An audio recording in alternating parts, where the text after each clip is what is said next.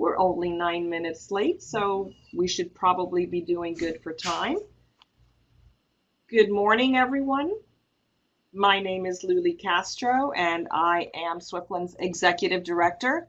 And it is my distinct honor and pleasure this morning to welcome you to our DigiRef Academy, Setting Up a Digital Reference Program, Part 1.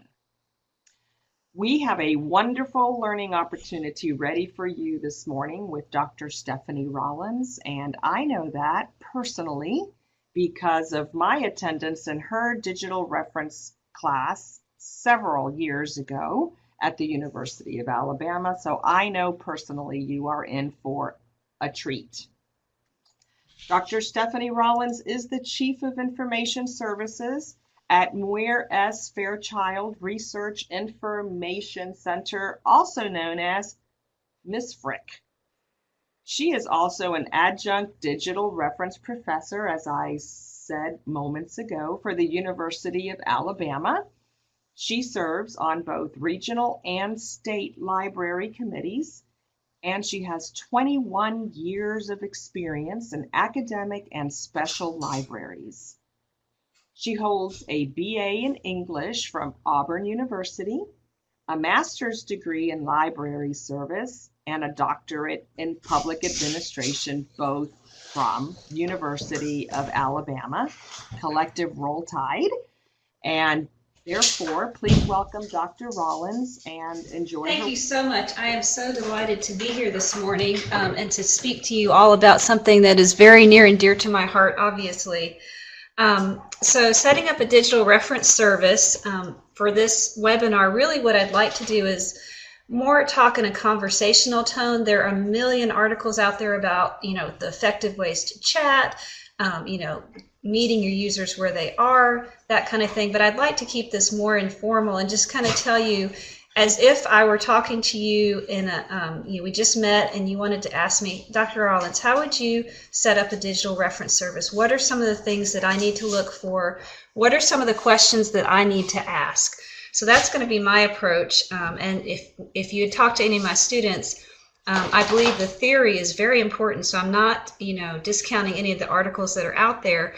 But I think, I come at it more from a practical standpoint. How is this really going to work? That kind of thing. So hopefully that's what you are interested in today. That's what I would like to share with you. And I have an agenda for us. And again, this is more to stimulate questions for you and your library. Just talk a little bit, literally one slide, about what digital reference is. I don't want to beat that to death. What are some types of digital reference? Because not everybody has to chat. Not everybody can do that. It's not going to be right for every library.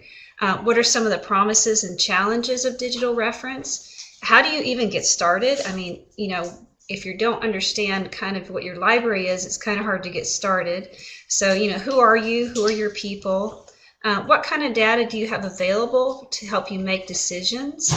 What is your personal vision for your library's digital reference? It's all well and good to look at other libraries, but what is going to work for you? How are you going to choose the right chat service if that's the direction you want to go in? What policies? Of course, libraries, we've got to have our policies in place, to protect us and to protect our users. And then how are you going to train everybody? When are you going to make it available? How are you going to include it on your website? Because let's be honest, that's your best way of reaching people where they are. Again, that falls into marketing. When you do decide to do it, how are you going to make sure it's a success? How are you going to measure that? One of my former bosses always said, okay, that's a great idea, but how are you going to assess that? Where's your assessment? And maybe you guys have had bosses like that as well. And then for the future, what kind of things are you going to look at for the future once you go through this process? So I don't want to overwhelm you. Hopefully this does not do that, but these are some of the questions that really you need to ask yourself. And we're going to go through some of these, and hopefully by the end of the webinar, you'll have an idea of how you might go about answering some of these questions. Just as a quick question for me, could you let me know how many of you do not have any kind of digital reference service yet? if you want to, like, vote with a little check mark.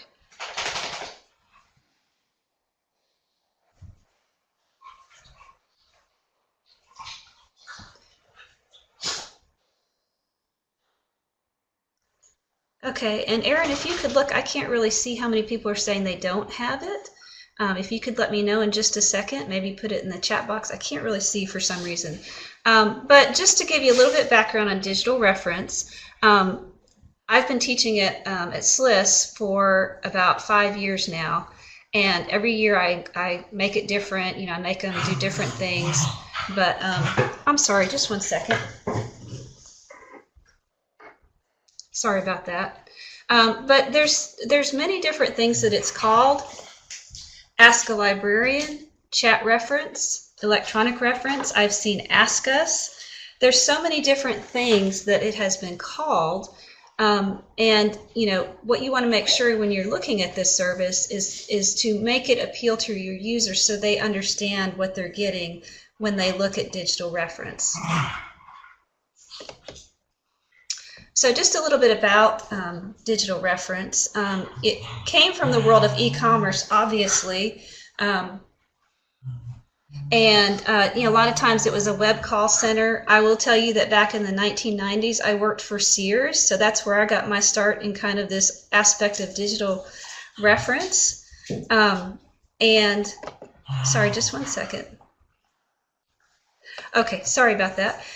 So think about when you're online with AT&T, Sears. Like I said, I didn't know it then, but I was already getting my start in digital reference by being a Sears catalog assistant on the phone. And they also taught us different ways to kind of connect with the customer. So my digital reference experience goes way back to the early 1990s. And then today we kind of describe it more of as chat software, instant messaging. Back in the day when we first started doing chat reference, we had this wonderful free service called Meebo. Maybe some of you remember that. So that's kind of a little bit about how digital reference began. Again, there's different types of digital reference. It's not for everybody. You can do email. Some people still do that. It's definitely not as interactive. It definitely doesn't, always answer the question. There is also more of the live aspect that we think of today with chat, different things like that. Like I said, email sometimes can be inefficient for conducting a reference interview. You don't have that give and take, that back and forth where you can kind of answer a person's questions immediately. It's a little bit of delay, as opposed to kind of the live synchronous that kind of more of what people want today. They're used to everybody having some sort of chat service so they can get with you 24/7, which again, that doesn't always work because even if you say 24/7, some libraries aren't open 24/7 unless they have kind of a consortium. I will tell you that at my current library, we do have digital reference, but we are only allowed to use a form. We have a restriction. I work for a military base now, and we are not allowed to have any kind of chat software. So it's just kind of interesting the different levels of service that you can provide and that you're allowed to provide. I did want to tell you too that I have been through 3 different digital reference installation processes, and as we go along, hopefully I'll be able to mention those. If not, throughout this whole presentation, after the presentation, as I said in the beginning, we're going to cover a wide variety of topics. I think you could spend, a couple hours on each one of these topics that we're going to talk about. But again, this is just to get you thinking. This is the preliminary steps of how you might set up a digital reference service. And there's so much promise to me with digital reference. I think, it meets the users where they are, where they're searching. It keeps pace with what people want, in their lives. They're expecting this. This is their level of expectation now. And also people, unfortunately, aren't always coming into the library. So this may meet them where they are. And, a lot of students, say in a college setting, have that anxiety of approaching the reference desk. So this, gives them kind of that opportunity to approach you anonymously even, sometimes within the building. I've seen that before, chat within the building, without that, kind of research anxiety. So that's, some of the promises of digital reference. It also, of course, serves our distance learners. Those are completely on the rise. In fact, even Luli, was one of my students in digital reference. She did her master's. They did have to visit campus, but most of the program is online. So how do you create that experience for those users who are at a distance and provide equal service? So it kind of opens that up. One of my passions is also serving patrons with disabilities.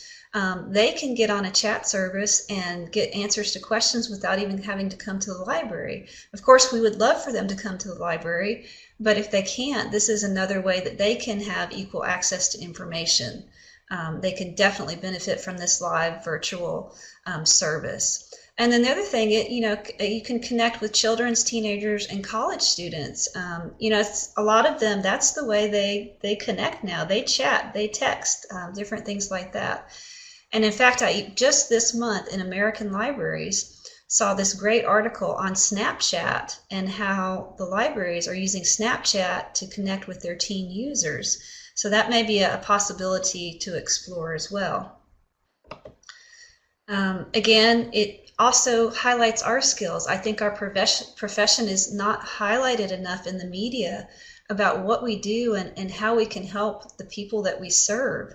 We still function as guides, and for somebody to come to a chat service instead of choosing Google, that is huge, right? As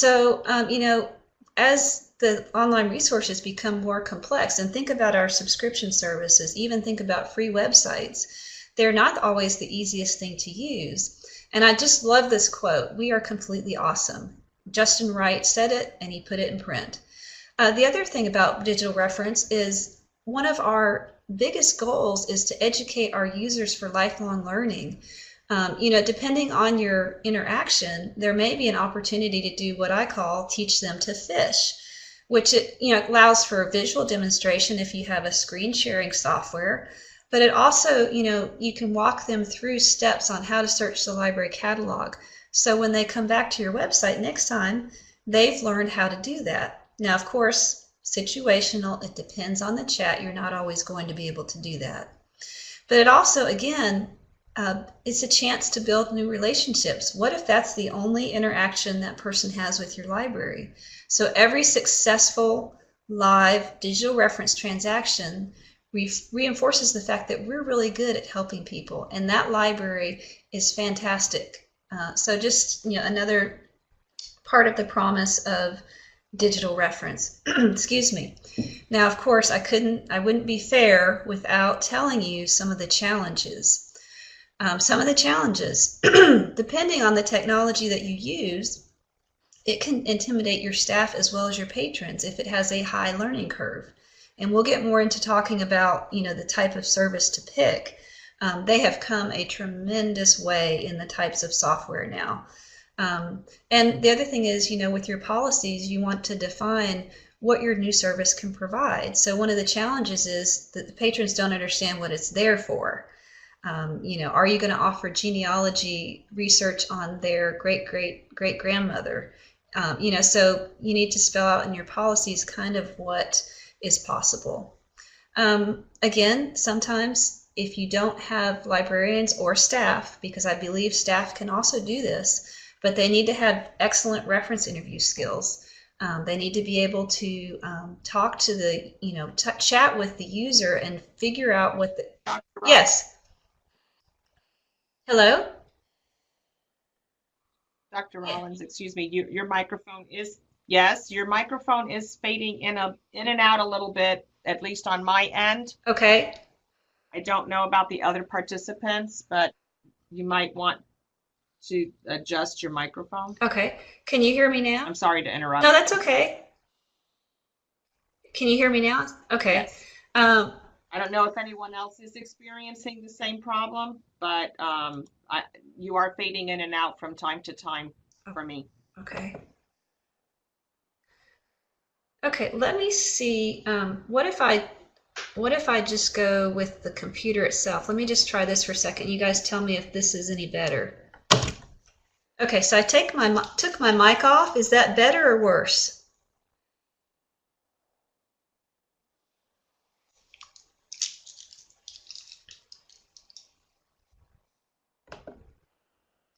Okay, so it sounds a little bit better. All right.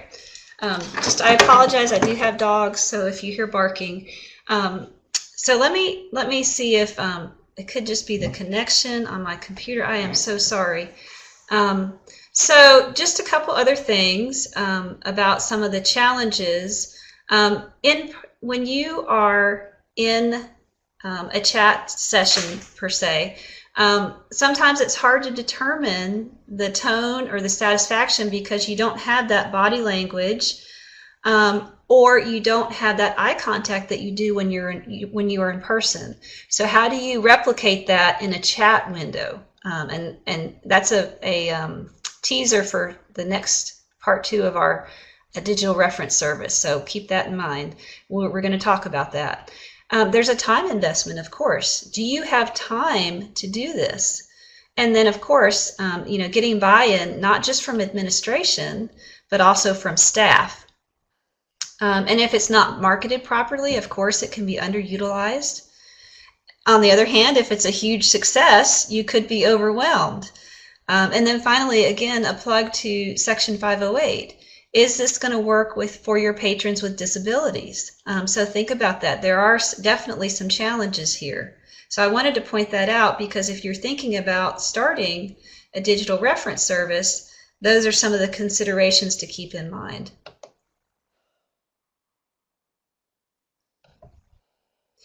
Okay, so just kind of a broad strokes, very broad strokes outline. This is how you get started. You want to implement a timeline, a to-do list. That's just one of the things I've probably since the age of 8 years old, I have done a to-do list. So we're going to talk about each one of these. Again, not in great detail. I feel like you could have a webinar on each one of these. Let me know what you think. But you want to assess your current library profile. You want to look at the available digital reference data that's out there. Determine your own personal library's vision for virtual reference. You want to evaluate the available services. You want to sign up for a service, plan policies, develop initial and ongoing training. Of course, you're going to decide what hours you want to have chat reference and set up a staff schedule. How are you going to fit this into your website design? How are you going to market it? You're going to have to decide when you want to, what I call, go live. And then you need to evaluate the service. You need to assess it and then plan for the future. So again, like I said, broad strokes. I feel like we could talk offline on each one of these if you would like for an hour. But I just want to give you some things to think about if you are serious about setting up a digital reference service. So the first thing, what does your library look like? Because your chat service or your digital reference service, if it's just email, you need to look at your population. Are you a huge library system? Or are you a rural service? How many cardholders do you have? What are your patron demographics? In Florida, if you have a lot of snowbirds, are they going to be open and understand how to do a lot of these chat services, which surprisingly a lot of them are. So you don't ever want to generalize, but who is your population? Staffing, how many people do you have available to do this? Are you going to have one person do it and that's their primary job? Or are you, in my experience, what has happened, you're going to do it when you're on the reference desk along with all your other duties. So again, thinking about staffing. How much time is this going to take? I didn't put any dates on our flow chart there because each library is so different. You could probably do this in 3 months or you could spread it out to a year. Again, it depends on your library. What's your budget? Are you going to be able to afford to purchase a chat service? There are free ones, so I'm so excited about that. There are some great free ones and we'll talk about that. But it's not just the cost of the chat service, it's also the cost of time for your staff. And then also your internal and external support. Is the administration in favor of this? Did it come down from the top that you will do this? And your external support, when you're trying to market, do you have connections with different schools? Do you have connections with different, if you're a college library, do you have connections with different departments that may be able to spread the word for you? Your administration in your college. Think about as far as, are you a single standalone rural library? Or are you a library that has tons of branches? All of this will affect how you set up your digital reference service. And then this is just a sample that one of my students did, and she is in New York. So is there data available already? For instance, I believe Florida has a consortium model where you've got some data from OCLC. I believe you guys have Question Point. Is that correct? Somebody point in the chat box if that's correct. I may have that wrong. But whatever your service is, if you have an existing service, or if you have, say, another college library in town, you can talk to them and see what kind of data they're getting. So this just kind of gives you some data on this Question Point for 12 libraries, the average number of chats, that kind of thing, to see what's going on around you as far as response to chat reference. So just kind of get some statistics, and that'll kind of inform you a little bit more about your decisions. Is this going to be something that's going to overwhelm your library, or is this something that's going to be just another service that you offer? That kind of thing. So, find out what data is available. And then what is your vision for your digital reference service? And again, this is just a sample. Would this in your area kind of be considered cutting edge because most libraries in your area don't do it? Is that something that you would like as your vision? Is it going to provide excitement about your library? And I definitely think so. If people have a way to reach you, to ask a question, it's another level of service that you can provide. You can reach new customers. Again, we've talked about, promoting librarian skills, and it can also sometimes re-energize staff. It gets them excited about something new that they can do. And again, this is a sample, but one of the things in your vision might be that you want to do a pilot. You want to minimize cost and staff time until you can prove that this is something that you think is worth doing, and there's nothing wrong with that. So one of the things you may want to do, and again, for Question Point, these numbers are not going to fit your library. They're just kind of an idea of what's possible. So this is Question Point, and it kind of gives you some prices. And then there's a consortium model. So if you're thinking about starting a digital reference service, say, among a couple of different college libraries, Question Point does provide a consortium, and there's all kinds of different pricing. There's also a company called SpringShare, and all of them offer different levels of services. I'm most familiar with SpringShare. That's what I've used a couple of times, and I am a big fan. But there's nothing wrong, too, with going with something that's free. So, for instance, SpringShare has email, chat, they have text, Twitter. You can also create an FAQ. You can have full reference statistics that you can in turn use for your reference desk statistics, which is great. The only limitation with SpringShare is there is no screen sharing where both you and the patron can see what you've done on your screen. So that's one of the drawbacks of SpringShare.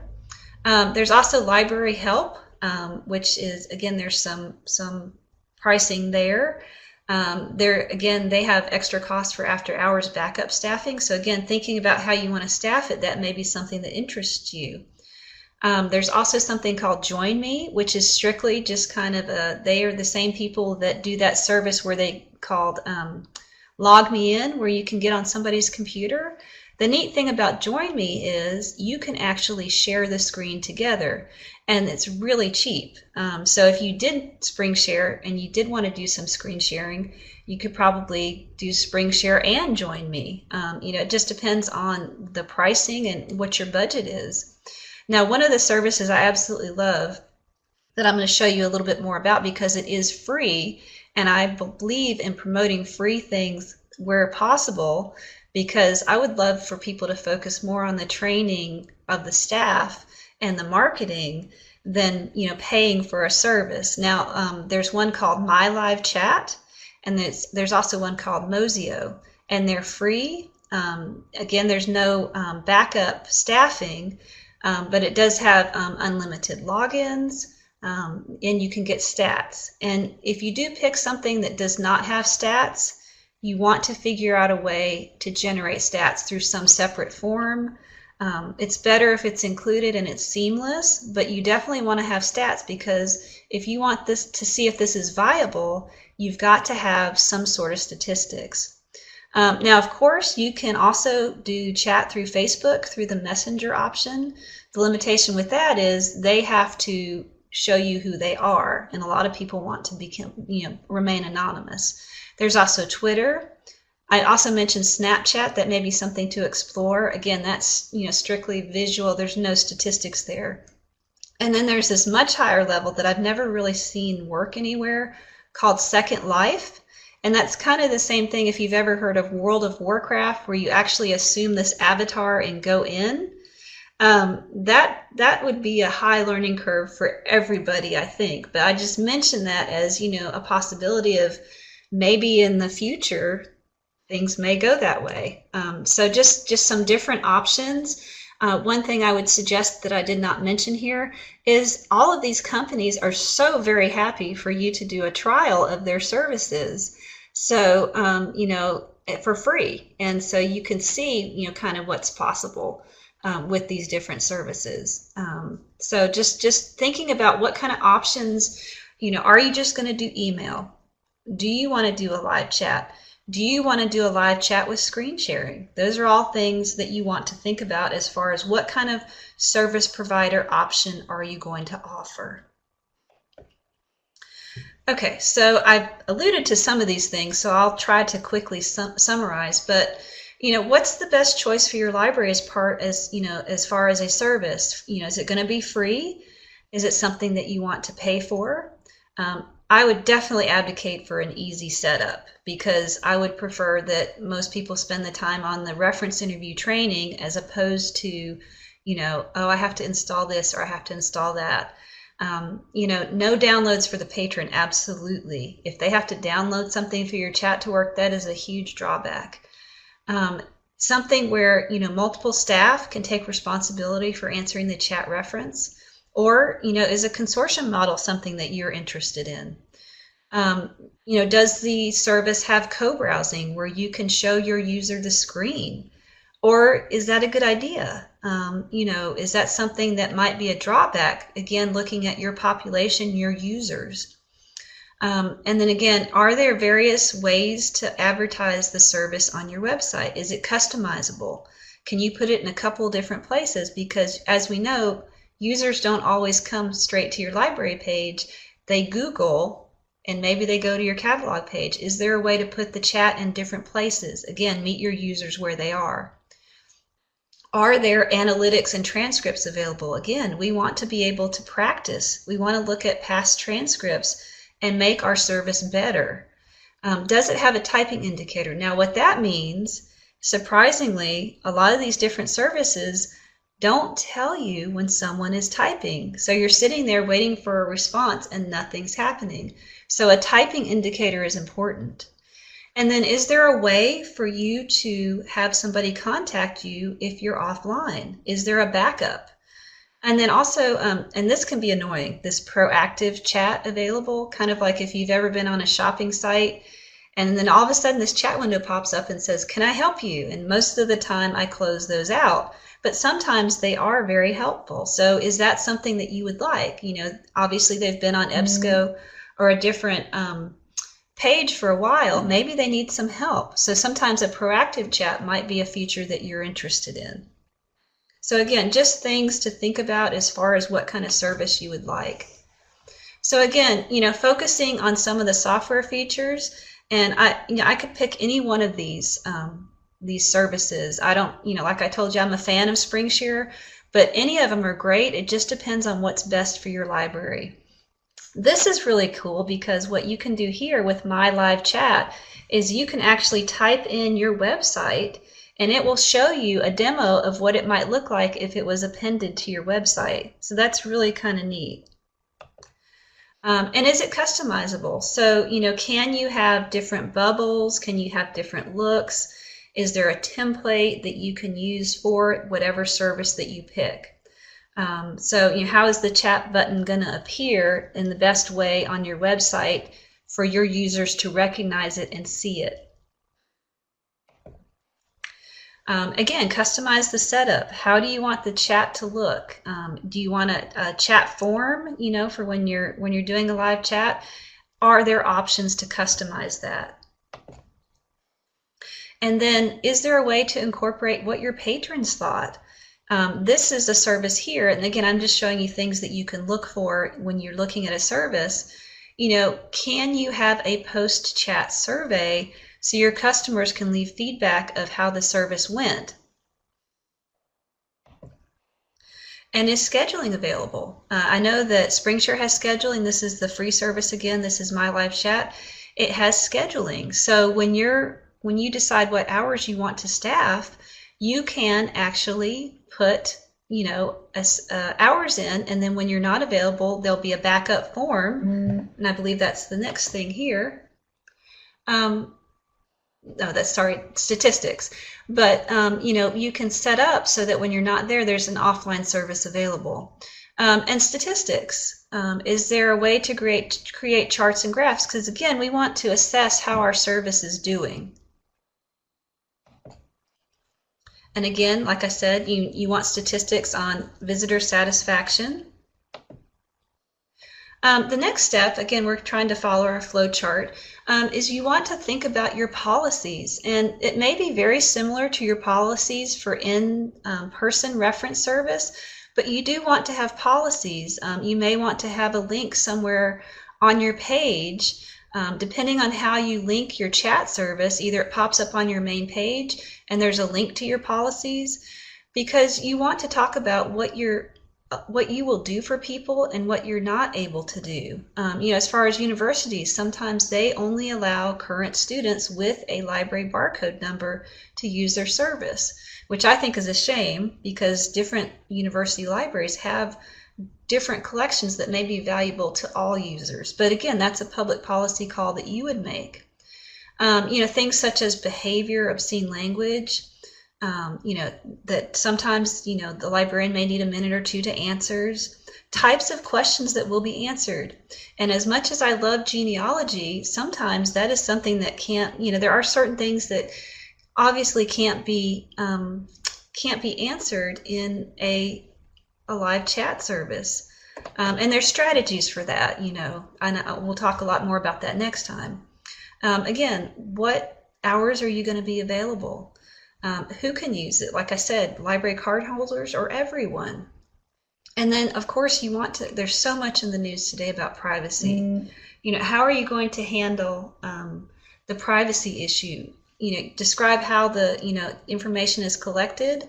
For instance, with SpringShare, again, when you're looking at your service, SpringShare specifically spells out what they keep and what anybody can actually see on the other end. So it's very, very much protected, the transcript, the user, that kind of thing. So think about the privacy policy for your library. And then as far as your staff, what are the guidelines you're going to give them for the reference transactions, as far as things like the greeting, how to provide information, how to follow up. Again, this gets back to training. How much time librarians are expected to spend on a question.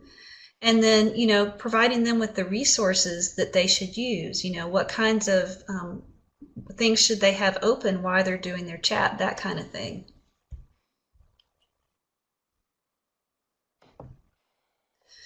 So that kind of leads again to the staff training. And we are going to be all over this in part 2 of Digital Reference next month on, I believe it's December 6th. But there's definitely some training that needs to go into chat reference transactions. Yes, it's very similar to what you do at the reference desk, but it's a different level of trying to connect with the user. There's some reference techniques. I'm going to go into them very briefly, but I just wanted to make you aware of, there's just more involved with sometimes with chatting than you would think. We text so much today, it's just quick back and forth. But when you're doing a chat service, there's just a little bit more involved. Sometimes it takes longer. But training on different kinds of transactions. You guys, when you do staff training, you can role play with each other. You can look at the transcript, get out a red pen, cross through it. It doesn't have to be high tech. And also not just the reference interview and process, but also, the discussion of, okay, this is the source I might have used. And so you can share it with different people. Of course, you want to be trained on the chat software itself. What are the functions and features? And again, pair up and practice using the software. Find out what works, find out what doesn't work, that kind of thing. And then as far as supporting material, I'm going to talk a little bit more about this in the next couple of slides. But, there's scripts that you can use that can make it a little bit quicker in your chat service, because if you're not a fast typist, sometimes that can be a hurdle. But with scripts, and I'll show you what I'm talking about with that, sometimes that can help you a little bit. Also, if you have, a LibGuide or a list of resources that you commonly use, you guys know at your reference desk, a lot of the questions you get are the same sometimes. If you have those in a file or a FAQ or a website, have that ready for you. Have that on the side so you can use it. And then you can't ever really stop training. I've been doing chat reference for, at least probably 10 years. Some days are better than others. I recently took just a Reference 101 interview class because I felt like I needed to refresh my skills. So don't ever stop training, don't ever stop learning. And again, pairing up with another librarian. One of the things I do in my class is I make my students visit a reference service and ask a real question. I tell them, don't tell them you're a student. Ask a question you're interested in and see how that librarian does. So again, there's all kinds of things you can do to learn. Your staff, you can learn to do this chat reference a little bit better. So again, as far as the reference interview, this is not much different than when you're in person, but make sure that you don't generalize. The snowbird that it's probably not going to have any computer skills. Well, maybe they have their own internet business. You just never know. Just don't ever assume anything about anybody. And so, again, you don't know who your user is, and that's especially apparent in chat. So don't make any assumptions about what people know or what they don't know. Treat everybody equally. Again, one of the biggest things about being in person is you have that body language, you have that eye contact to kind of sense what somebody is looking for. In live chat, you don't often have that. So don't take questions at face value, because as you know, people will not always ask you exactly what their question is. You kind of have to interview them. And so it's really important to talk about, what the patron really needs to know. And so there's a couple of tips I would give you about the interaction. So this is what I call the reference interview Zen, and we're going to talk a lot more about it in part 2 next month. But we've heard about the 3 R's in school: reading, writing, and arithmetic. And so this is from David Tykeson, and this is from that Reference Interview 101 class that I took. And so again, if you were in person, you would do these things, but it's especially important when you have that distance in a chat service.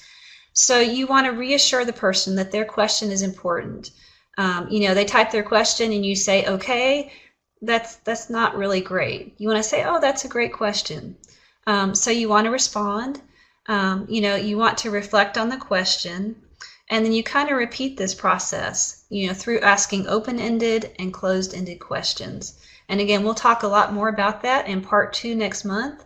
But the reference interview, I cannot stress, is so very important in a chat interview, in a chat service. If you don't do a proper reference interview, you're not going to be able to help the patron get what they need. So this is what I do with my students, and we're not going to do this, so don't be afraid. We're not going to do this today. But this is what I do with my students. I put them, and you could chat anywhere. You could chat in Facebook. You could chat over text. wherever you decide to do this, or in this chat service that you're going to demo, that you're getting a trial of. But I put them in two people in a breakout room, or you could do 3 people and have 1 person observe. But I call this sudden death, and they kind of have a love-hate relationship for it, because it simulates in 10 minutes. They only have 10 minutes. They have to be really skilled at the reference interview, and they have to be really skilled at reassuring the patron, making sure that they ask open and closed-ended questions, all of those things that make for a really good reference transaction, either in person or in chat. So this is just an idea I wanted to share with you of something you could do as far as your training. And you'll have these slides. So this is kind of what I do. I put them in a chat room, and I let them answer these questions. So just to give you an idea. And then what I do with them is, I ask them, how was your transaction? So as far as training, one of the things that I do is, and that was my dog Jack, in case you're wondering. He's really into digital reference. But one of the things that I do is when they are doing they don't just go in and chat. I make them evaluate themselves. And so there's a couple of different things I use, and this may be hard to read, but it's just a basic checklist of, did you have a greeting? Did you do a reference interview? Were the sources there? Did you teach them anything? And then what I do, and this link down here actually works if you want to take a look at it, but I would advocate having some sort of training evaluation system, even if it's just as simple as printing out the transcripts and reviewing them with each other. But that rubric and this form may be something that is helpful for you.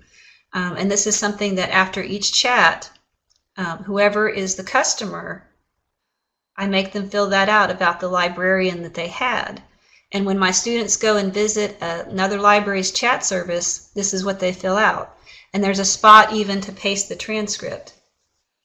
So, and you can print this out, and so you've got everything there. And you can kind of look at what happened in your interaction, and that's the only way you learn and make it better. So again, I'm not going to go into this in detail, but I just wanted you to have an idea that it's really important when you're training to have some sort of system to evaluate and learn how to do this better. And when I mentioned scripting, so this is scripting. You can have a Word document. You can actually have this built into the chat service. SpringShare does this. It allows you to put, what are called canned scripts. And so if you have a staff member that has a little bit of trouble typing, copy and paste these scripts into your chat window. It's something that will help you become a little bit faster, so you can actually work on the searching for the information they need, as opposed to, the process of hello, goodbye, that kind of thing. And this will help speed up your skills and your service. So publicity. If you've been in the library profession for a while, I know that you are fantastic at publicity, or you wouldn't be open. So in your market the ways to reach out to people. These are just some suggestions. Of course, Facebook, Twitter, Instagram. Your website is, of course, the most important. That's probably the most visible. Your paper, maybe your area people read the paper a lot. That might be a great avenue to reach out. Of course, staff, faculty, word of mouth I have found is one of the biggest. If your staff or faculty person has used your chat service and has had a successful experience, they will promote that to their students. Of course, you can include it in your instruction sessions if you're at a college library. You can even do something as simple as the desktop on the computer in the library itself, or make a little, table tent to put on the computer. Of course, your local groups and organizations, your friends of the library, your teachers, promote it as something that's possible for them. And again, you can have an event. There's swag. People love swag. If you have, chat with us, you can have something on the radio. It can cost money, or it can be really, really cheap, depending on what you think is right for your library and what will reach the most people. So this is just kind of a sample press release down here at the bottom. It's just real simple. It can be really simple. It doesn't have to be complicated, and it doesn't have to cost a lot of money. And then this is, move pretty quickly through this, but you want to have a way to publicize it via your website. Very important. A lot of the websites I've visited have chat service, but you would never find it within 4 or 5 clicks. So again, it's part of your policy. Do you really want people to use it, or do you not want them to use it? You know, if it pops up right on the screen, people might be more likely to use it. Or if that's not something that's possible, depending on the service you pick, you may want to have a link at the very top that says chat with us or ask a librarian, something like that, that takes them to a page with the chat service, if that's something that works better for your website. Again, as I said earlier, you want to have a strategy for offline. You know, you can't have a service and offer to provide it and not have a backup plan. Again, evaluation, assessment, assessment, assessment. Why is it so important to assess? It helps you to understand usage patterns. You know, if you're only getting service at 2 in the morning, hopefully not, but if that's something you need to know, then you know, maybe that's something you need to think about. Maybe a college library has more service then. But you need to know, when are people are using it? What's the quality of the service? Again, looking at some of the transcripts. Are people getting what they need? Are they satisfied with the service? And all this does is it kind of helps you identify ways to improve promotion if it's not being used, or usability. Maybe there's something that doesn't make sense to your students or your patrons about how to use it, and service quality. And so how can we assess? How can we evaluate? Of course, if you pick a service or if you do something homegrown that has statistics, you know, you want to look at the total number of chat sessions, the length and frequency, hour of day, week, and month. In SpringShare, it's completely built in. There's so many statistics you can look at. And also, one of the most important, I think, is a transcript analysis. Does that mean you have to do every single transcript? No.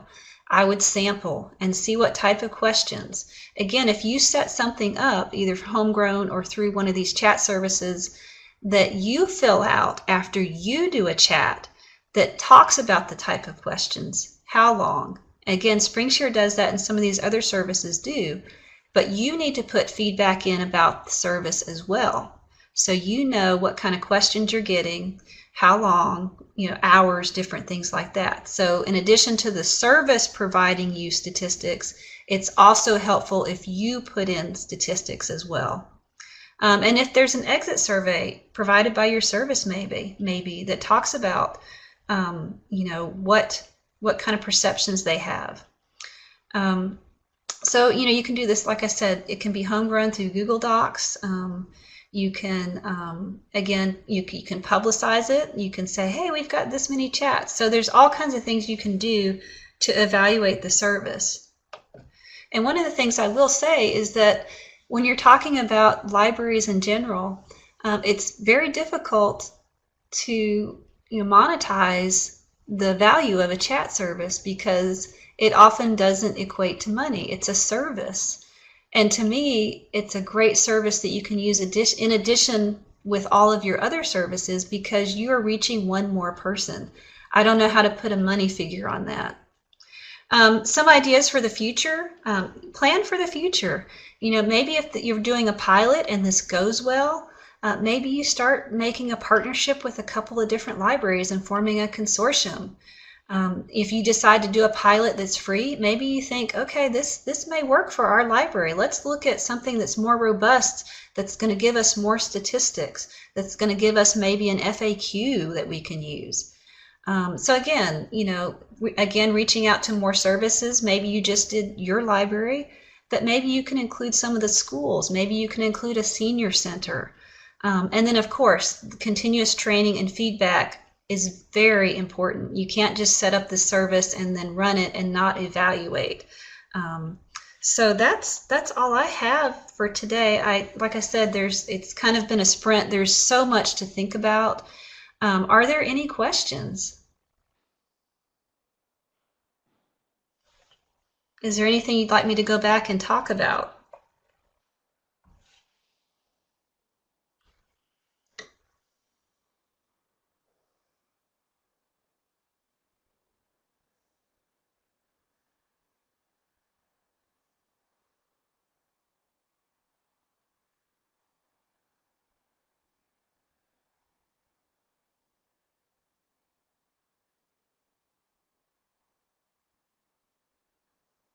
And again, as I said, I am, if you want me to look at your library, like as a consultant kind of, I would absolutely do that for free. I'd be happy to talk to you and look at things, look at your website, talk to you about things to look for. I'm not a consultant by any means, but I just have a lot of experience with this. So if you want to talk to me offline, I would be happy to do that with you. And next month, as I said, one of the most important things to me is, yes, you've got this great setup, you've got this chat set up, you've publicized it. But the biggest thing to me that's the most important is, how do you train your staff so that this service is successful and that your users come back?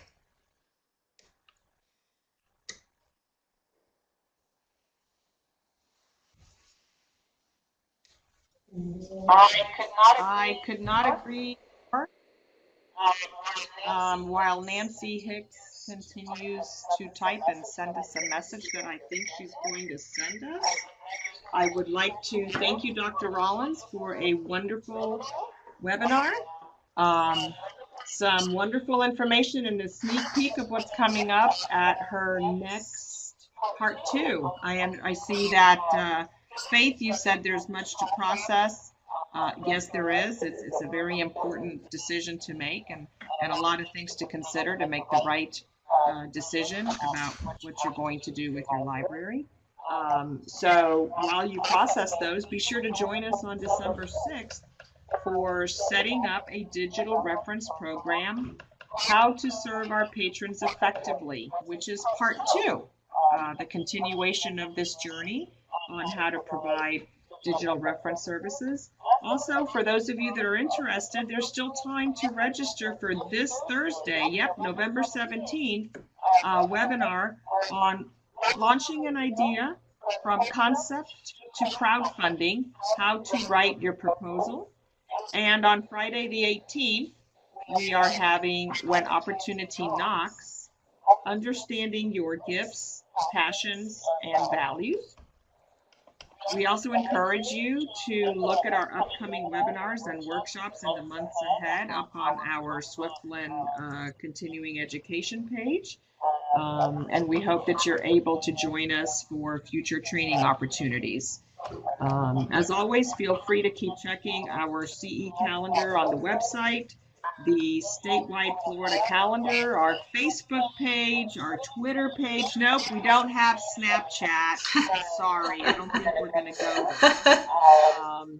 I know there was a reference to Snapchat, but not taking the plunge of Swiftland for now. Or look for your friendly message from the listserv. Thank you, everyone, for attending. Have a terrific rest of your week and a wonderful Thanksgiving next week as you look ahead to all of those delicious things you'll see on your table. Swiftland is thankful for each and every one of you that supports us, that supports our training, and that helps us be the best that we can be. So I will stay on the line. If anyone has any questions, we'll be happy to answer them for you. Otherwise, class is dismissed.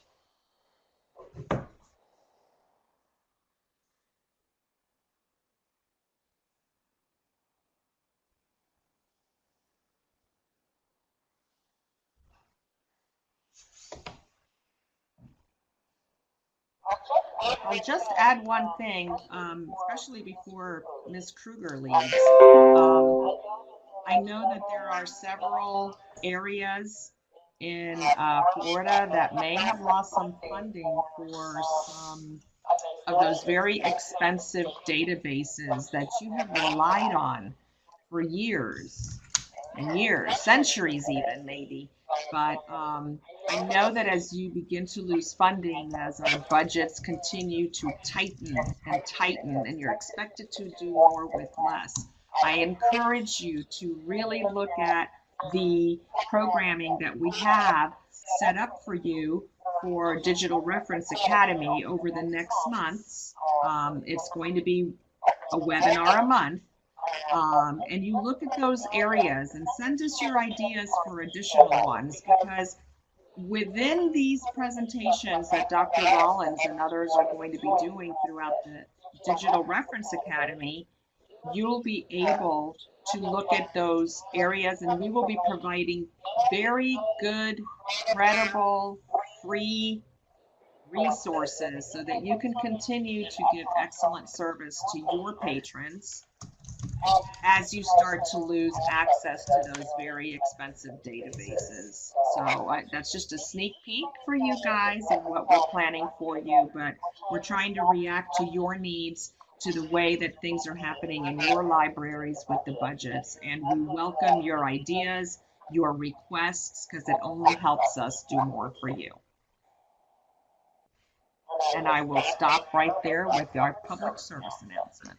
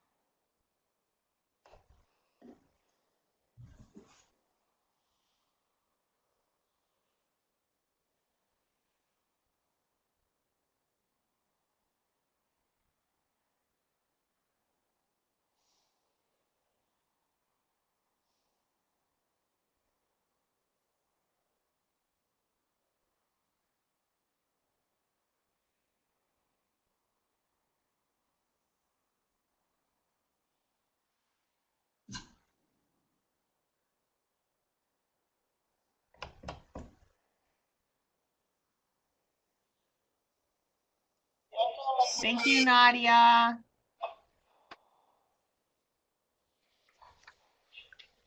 I look forward to meeting some of your new people tomorrow, Nadia, at our annual meeting. You're not going to want to miss our meeting.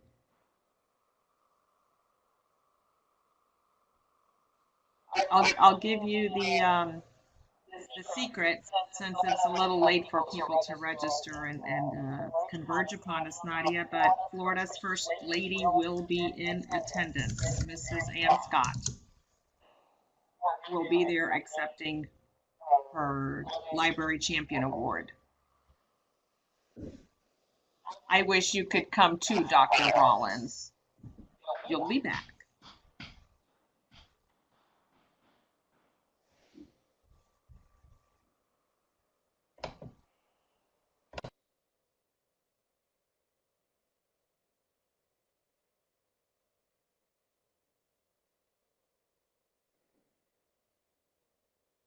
Okay, if I hear no further questions or comments for Swiftlin or Dr. Rollins, I'm going to be stopping the recording in 10, 9, 8, 7, 6, last chance, 5,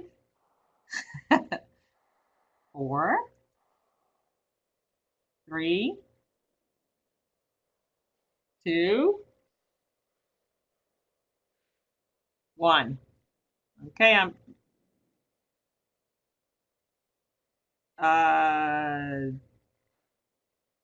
Debbie,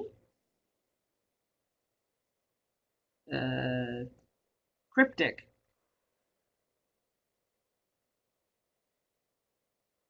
You can be cryptic. Yes, I know. Oh, let me stop the recording.